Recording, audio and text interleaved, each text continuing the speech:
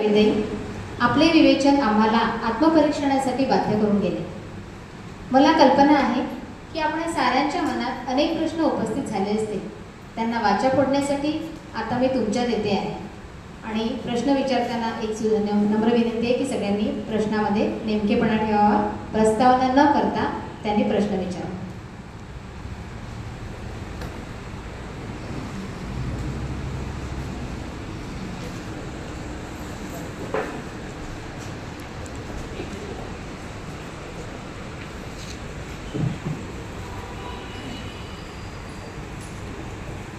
सगळ्यांना माझा नमस्कार। माझं माहेर बुलढाणा जिल्ह्यातलं सिंदखेड राजा, जिजाऊ साहेबांचं जे माहेर घर आहे तिथे जवळच अगदी 10 किलोमीटरवर गाव। माझं कॉलेज देऊळगाव राजा, ते पण राजाचं गाव, तिथे राजवाडा वगैरे सगळं आहे आणि तिथून अलीकडे एक खेड, ते प्रॉपर माझं माहेर।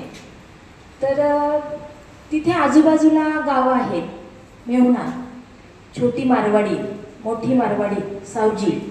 तर हे सगळं मी लहानपणी वडिलांना विचारायचे की हे सगळं म्हणजे कशामुळे अशी नावं आहेत। ते सांगायचे की यांना जहागीरदारी दिली होती राजांनी, त्याच्यामुळे त्यांचे ते नावं असतील। दुसरी गोष्ट, माझं जे माहेर आहे तिथे गड्या होत्या, म्हणजे पांढऱ्या मातीच्या गड्या, उंच उंच अशा। त्याची माती आम्ही आणायचो भिंती सारवायला घराची आणि चुली सारवायला। तर त्या गड्यांना लोकांनी म्हणजे तिथे त्यांना सोनं सापडलं, जुन्या काळाची नाणी वगैरे। तर ते फार गडगंज झाले, त्यांनाही सापडलं। मग त्यांनी सपाटाच लावला त्या गड्या खोदण्याचा। त्या 5-6 गड्या गावामध्ये होत्या। तर त्यांनी ते गाव सोडून बाहेरगावी बंगले वगैरे शहरांमध्ये ते स्थानांतरित झाले, पण ते सगळं उद्ध्वस्त केलं त्यांनी, म्हणजे लालची पोटी। तिथे कोणीच काही ऍक्शन घेतली नाही त्यावेळेला। दुसरी गोष्ट, माझी आई म्हणजे लहानपणी गोष्टी सांगायची आणि त्या गोष्टीतून ती एक गोष्ट माझ्या पुस्तकात मी घेतलेली आता, ही म्हणजे ही धरोहर जी आहे, आपण म्हणतो लोकगीता असावे किंवा लोक साहित्य असावं, त्याच्यामध्ये त्या पुस्तकात ती आहे। ती ओव्या म्हणायची जात्यावरती जळतांनी। तर त्याच्यामध्ये एक ओवी म्हणजे त्या कॉमेडी असायच्या, विनोदी असायच्या त्या ओव्या। त्याच्यामध्ये एक ओवी अशी होती की म्हणजे त्या 2 बायका चुगल्या करतात ना, तर ते बाई कुटणी बसल्या दारात, आली कुत्र्याची वरात, कुठली पळाल्या घरात। म्हणजे त्या अशा म्हणायच्या आणि ते सगळे म्हणजे हे व्हायचं त्यांचं जात्यावर तळतांनी वगैरे। कुत्रे फार असायचे ना गावात पहिले। तर ह्या सगळ्या गोष्टी तेव्हा। आणि एक सक्रुबा म्हणून एक प्रकार होता। नागपंचमी झाली की दुसऱ्या दिवशी ते मातीचं असं मंदिर तयार करून त्याच्यामध्ये ती मूर्ती बसून तर नवसाचं, त्याचे गाणे फार सुंदर असायचे ताई। तर माझा प्रश्न असा आहे की हे गढीमध्ये हे सोनं म्हणजे लपून ठेवत असावेत, तर त्या गावातही भरपूर ठिकाणी सोनं मिळालं लोकांना। जे जुने घरं होते ना, ते त्यांनी बांधकाम जेव्हा केलं तर त्यांना तिथे पण सोनं भरपूर मिळालं। तर हे म्हणजे त्यांच्या परक्यांच्या म्हणजे त्यांच्या मुस्लिम लोकांच्या म्हणा किंवा अजून कोणी आक्रमणामुळे ते ठेवत असतील गड्यांमध्ये। गड्यांचं काय, ते माती कुठून आणत असतील, याचं तुम्हाला काही म्हणजे हे आहे का त्याच्याविषयी? मी थोडंसं माझ्या वाचनात आलं, मला ज्येष्ठ लोकांनी थोडासा हे करावा की गड्यांची माती तुम्ही म्हणाला की चूल सारवायसाठी आणि भिंती सारवायसाठी आणि गड्यांच्या मातीने जी घरं बांधल्या जाते ती पक्की जास्ती पक्की असतात, असा एक विचार कुठेतरी वाचनात आला।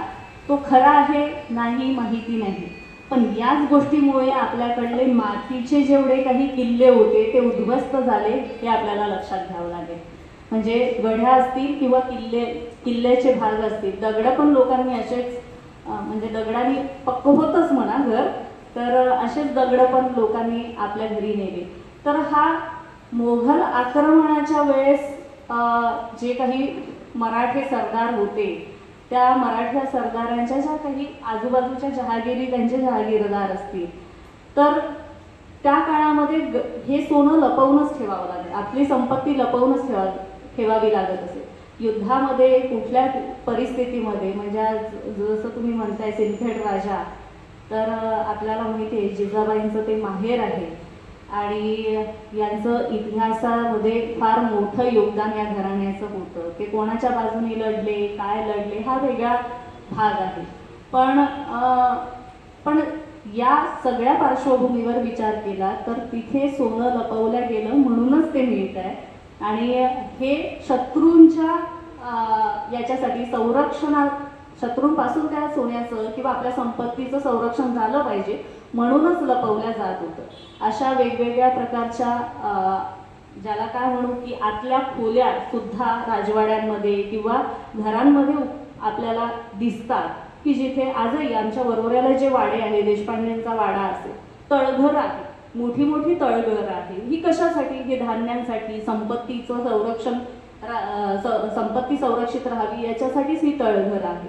तर अर्थात एखादा वाडा पडला, तिथे काहीही राहिलं नाही, नंतर ती खिंडारच आहेत, तर मग अशा ठिकाणी सोनं सापडायला म्हणजे सापडूच शकतं. तर हा एक भाग आहे. म्हणजे तिथे कुठली तरी कोणाची तरी जहागिरी असेल आणि भरपूर संपत्ती असावी म्हणूनच ती मिळत आहे. सगळ्यांना नम्र विनंती आहे की वेळेची मर्यादा असल्यामुळे नेमका प्रश्न सगळ्यांनी विचारावा. परत कोणाला प्रश्न विचारायचा?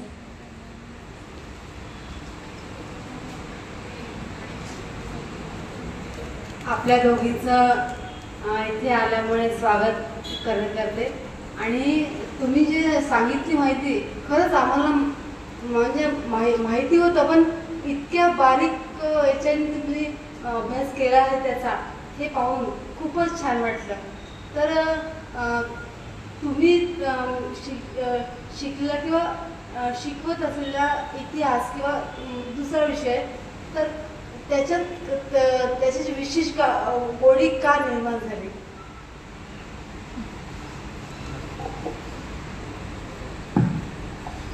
वातावरण सगळ्यात महत्त्वाचं असतं. आपल्याला चांगले शिक्षक मिळावे लागतात, चांगले विद्यार्थी पण मिळावे लागतात. तर मी म्हणते की कधी कधी चांगले विद्यार्थी हे चांगले मित्र पण होतात. माझ्यासमोर एक चांगलं उदाहरण, माझ्या पहिल्या बॅचची विद्यार्थिनी म्हणून मी पल्लवीकडे बघते, पण आता मी तिला विद्यार्थी मित्र असंच, कारण की अनेक गोष्टींचे काही संदर्भ असले की मीच तिला विचारते. ग्राउंड लेवलचं काम आहे. माझा विषय भाषा आणि साहित्य असाच आहे. इतिहासाची आवड असली तरी त्याच्यावरती चर्चा, शिवाय आपल्या घरादारात काय वातावरण आहे त्याच्यावर आपली सतत चर्चा असते. त्यानंतर आपल्या हे जसं या सांस्कृतिक जे काही कामं चालतात ना, त्याचं खूप मोठं योगदान आहे. किती लोक बसले हे महत्त्वाचं नाही, ते कोण कोण किती आवडीचे बसले हे महत्त्वाचं. ही संख्या खूप मोठी आहे मुळात. जसं आशिषदादांनी मगाशी म्हणलं की 6:30 किती प्रेक्षक बघायचं नाही, तर आम्ही बघणारच नाही, कारण आम्हाला माहितीच आहे की तो त्यांचा व्रत आहे म्हणतात ते. या व्रताने काम करणारे लोक आजपर्यंत मिळाले. अर्थात आपण जर तितकं चांगलं उपभोगलं आहे तर आपण दिलं पाहिजे. तर त्या दृष्टीने जेव्हा जेव्हा अशी कामं आली, कोणत्या संघटनांची आली, कुठल्या संस्थांची आली, अशी चांगली चांगली माणसं मिळाली. योगायोगाने आम्ही ज्या ठिकाणी काम करतो, गाव अतिशय आमचं म्हणजे जरी दुसऱ्या ठिकाणून आलो असलो तरी अशा ठिकाणी काम करतोय की जिथे सांस्कृतिक वारसा आहे, त्यात जतन करण्याची आवड आहे. मी समजा माझ्यापुरती बोलायचं झालं तर मी लोकशिक्षण संस्थेत काम करते. तर आमचे अध्यक्ष स्वतः मराठी साहित्याचे अभ्यासक आहेत, त्यांना इतिहासाची जाण आहे. विज्ञानाचं एखादं व्याख्यान मला चालवलं असं त्यांना वाटतं. गेली 10 वर्ष म्हणजे विज्ञान नसतानाच्या काळामध्ये राष्ट्रीय म्हणजे भाभा रिसर्च सेंटरचे लोक विज्ञानाची व्याख्याते म्हणून संस्थेत येऊन गेले की चंद्रपूरहून लोक ऐकायला यायचे. तर हा वारसा मुद्दा काय की लोकांपर्यंत पोचलं पाहिजे, नव्या पिढीपर्यंत पोचलं पाहिजे, म्हणजे आपण त्यात देणे लागतो. तर जे मी चांगलं वाचलं आहे ते दुसऱ्यांपर्यंत पोहोचावं, ती आवड ही आपल्याला सहवासातून निर्माण होते आणि अर्थात आपलं आदान प्रदान होत राहतं असं मला वाटतं. म्हणजे मलाच द्यावंसं वाटलं उत्तर. नमस्कार.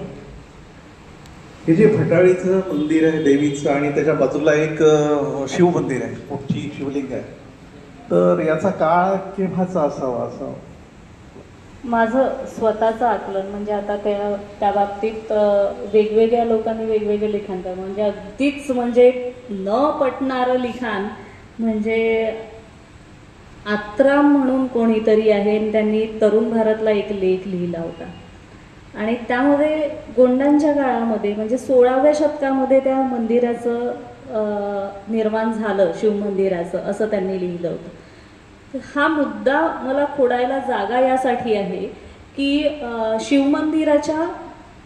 शिवमंदिराला जी प्रणाल आहे, म्हणजे ज्याला पाणी जाण्याचा जो मार्ग आहे, तर तिथे मकर मुख आहे. आणि जर मूर्तिशास्त्राचा आपल्या मंदिरशास्त्राचा अभ्यास ज्यांचा आहे तर त्यांच्या याच्यानुसार की गायमुख येण्याच्या आधी मकरमुख होतं. मग ते गायमुख कधी आलं तर 12व्या शतकात आलं. म्हणजे मकरमुख आहे म्हणजे त्याच्या आधीचा काळ आहे. म्हणजे बाकी कुठल्या राज्यामध्ये कोणी बांधकाम केलं या सगळ्या याच्यापेक्षा कालखंड अशा पद्धतीने निश्चित केला जाऊ शकतो. हे त्याचं एक महत्त्वाचं हे आहे की आपल्याला नेमका बाजू कळते की मकरमुख आहे म्हणजे ते 12व्या शतकाच्या आधीचं असावं. आणि अशा पद्धतीने मूर्तिशास्त्रामध्ये एक एक संदर्भ लावल्या जाऊ शकतात.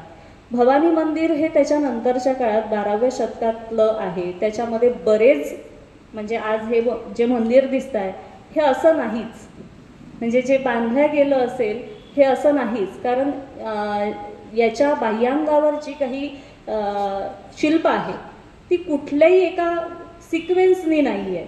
जसं मूर्तिशास्त्रामध्ये आपण वाचतो किंवा कशाचं मंदिर आहे मग बाह्यांगावर काय असलं पाहिजे, तर कुठेतरी वेगळ्याच याच्यात मैथून शिल्प दिसत असतील, कुठेतरी सुरसुंदरी वेगळ्याच फॉर्ममध्ये दिसत असतील, मॅडमनी पण बघितलं असेल. तर हे सगळं त्याचं नंतरच्या काळामध्ये जे मिळालं ते त्या पद्धतीने बसवल्याचे कामं नंतरच्या काळामध्ये नक्कीच झाले आहे. तर हे त्याच्यामुळे निश्चित असं त्या याच्याबद्दल पण सुरुवातीचं बांधकाम हे 12व्या शतकाचं आहे हे मात्र निश्चितपणे सांगता येतं. धन्यवाद.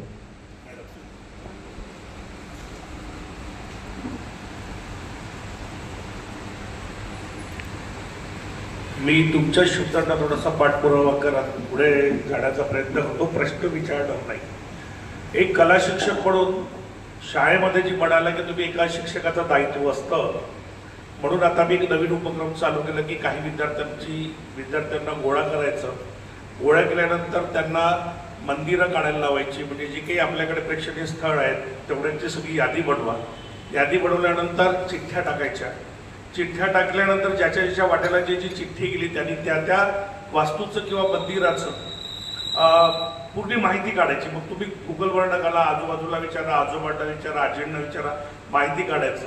माहिती काढल्यानंतर त्याच्यावरती त्या स्थळाला जाऊन भेट द्यायची, ते चित्र बघायचं आणि त्याच्यावर चित्र काढायचं आणि त्याच्यावरती 10 ते 15 ओळी लिहायचं. असा एक नवीन प्रयोग चालू केलेला आहे. त्याच्यात यश पण आलेलं आहे. विद्यार्थ्यांना बऱ्याच गोष्टी माहिती झाल्या. त्याचं एक्झिबिशन पण शाळेमध्ये केलं आणि मला आनंद आहे की विद्यार्थ्यांनी तेवढंच हिरिरीनं जाऊन त्या सगळ्या गोष्टी केल्या. म्हणजे आपण गांधी चौकात रोज जाणारे लोक पण आपल्याला गोपाळकृष्णाचं मंदिर माहीत नाही आणि तो चंद्रपुराच्या इतिहासातला अतिशय महत्त्वाचा भाग आहे हे विद्यार्थ्यांना तेव्हा कळलं. आणि सगळेच्या सगळे विद्यार्थी तो गोपाल मंदिर कसं आहे म्हणून बघायसाठी गेले. याचा मला फार मोठा आनंद झाला. त्यानंतर रविवार असेल आहे किंवा मग एखादा सुट्टीचा दिवस असेल तर सगळे विद्यार्थी मिळून